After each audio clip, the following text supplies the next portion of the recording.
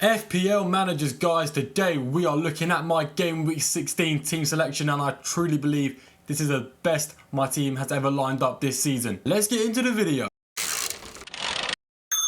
So guys, we're going into game week 16 with 3 free transfers, but I'm not using any of them because my planning is so immensely good. I don't need to use them. I can go into game week 17 with 4 free transfers, and to be honest guys, I'm even then not 100% sure who to use my transfers on, so I may need your help in the near future. But we don't care about game week 17 right now. We are here to look at the GOAT game week 16 FPL team. Let's roll straight into it, guys. First off, you'll see the bench flash up and down on the bottom left here. We've got Fabianski in goal, Veltman on the bench along with Winks and Mazraoui. Looking at the goalkeeper in the starting 11, we have Sanchez. Now, there's not really much to say about a goalkeeper, but playing home to Brentford, I quite like it because Brentford are absolutely awful away from home. So fingers crossed I can get my Sanchez clean sheet there and maybe a few save points too. Next up in the defence, we got Gavardio. Now guys, Gavardio, as a Man United fan speaking, I think the clean sheet potential here for Gavardio is huge.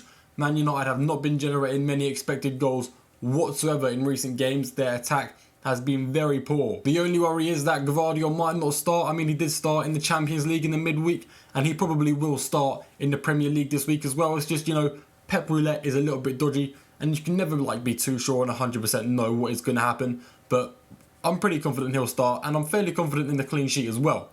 Next up, we've got Ryan Aït-Nouri, who is playing the easiest fixture in the world, but he will still probably get less than 2 points. It would be unrealistic. I mean, Wolves' defence is not good. They don't keep many clean sheets. Even against Ipswich, they could concede a couple goals, but the Ipswich defence is quite bad, so I'm still hoping for a couple goal involvements from Aït-Nouri. You never know, it could happen. And finally, in my defence, we have Gabriel. Now, Gabriel did not start or even be part of the team in the Champions League in the midweek, which doesn't fill me with confidence.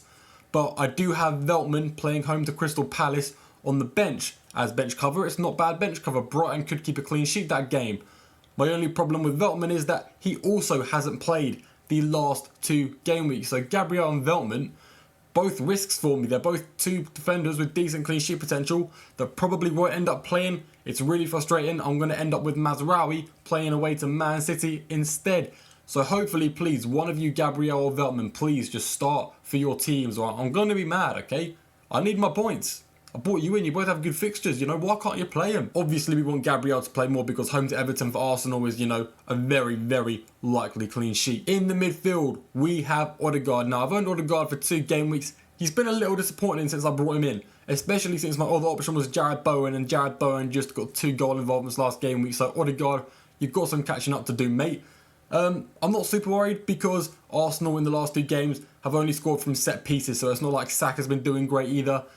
I just think Arsenal, when they score goals from open play, Odegaard is going to be involved. And playing home to Everton, there's several goals that Arsenal could be scoring, and I'm hoping Odegaard is at the heart of it all, even though it's probably going to be Saka and it's going to kill my rank. I'm just standing by what I believe in, and I don't think Saka is worth 10.5 mil. I believe Odegaard is worth it for 2 and a bit million cheaper, and I could be wrong, but I'm standing by it, and I think the next few game weeks are really going to be, you know, telling me whether I was right or whether I was wrong, because Saka's expected goals for a 10.5 million player just ain't it. Without penalties, he's only getting assists, guys. Next up is Morgan Rogers, the only player without a home game, and it's not really an easy game either. He's playing away to Forest.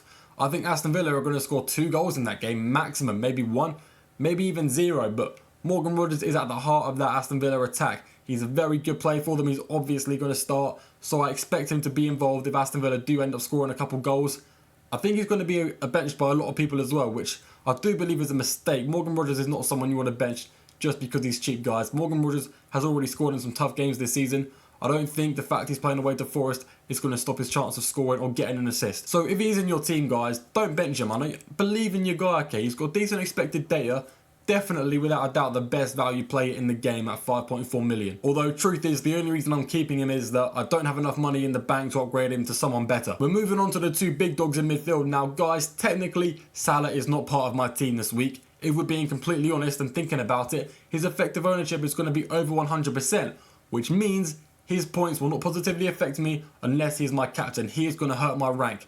If his ownership or effective ownership is below 100%, I would be shocked. I'm not going to lie, guys. So that means I need Palmer to put a big big shifting. Now guys, if you want to know why I'm picking Palmer over Salah as my captain, my most recent video aside from this one, I talk all about captaincy and we evaluate who the best options are. Obviously it's a bit of a spoiler alert because you already know who I've picked. But if you're interested as to why, make sure you go check it out. I feel like I could change your mind. I think it's a very interesting way we look at things, looking at the fixture and the data from both players and the team they're playing against. Overall, I'm really hoping for Odegaard and Rodgers to do well in that midfield because they are the two most differential players and not many people own them, especially Odegaard. On to the three powerhouses of my front three now, guys. We didn't go for no cheap forwards, okay? We've gone for the mid to high priced ones.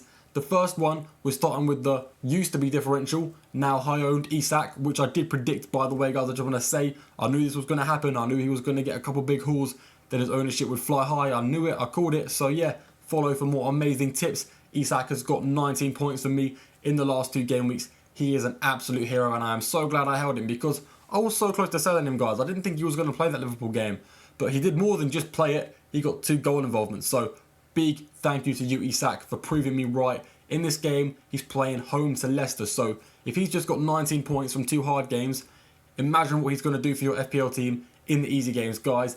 Definitely a player you want in your teams. Probably the best differential captain if you're interested.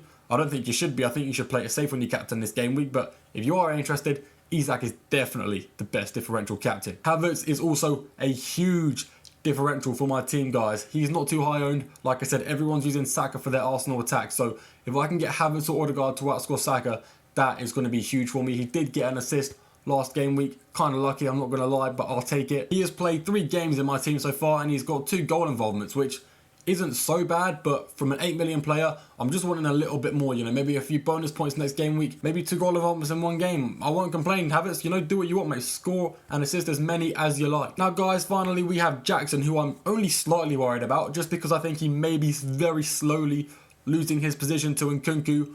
But, you know, I'm not super convinced that's going to happen. I do believe Jackson is still going to start the next Premier League game. If you see that clip went viral of him after they beat Tottenham 4-3, he was gutted even though they won and beat their close rivals because he wanted to do better. And, you know, as an FPL manager, I see this as a good sign because he's clearly hungry and determined to get me more FPL points to give me a green arrow. So I'm quite optimistic about him going into this next game. If he does start, which I think he should, I'm not worried too much. Like I said, it's just a slight doubt. I think he's going to do us all us Jackson owners quite nice. Anyway, guys, that is it for my team selection. Let me know if you think I made the right choices. Like, should I have rolled the transfer? Should I have chose Salah as my captain? Let me know what you think, guys. If you did make it this far, you are always greatly appreciated. Thank you very much, and I will see you all in the next video.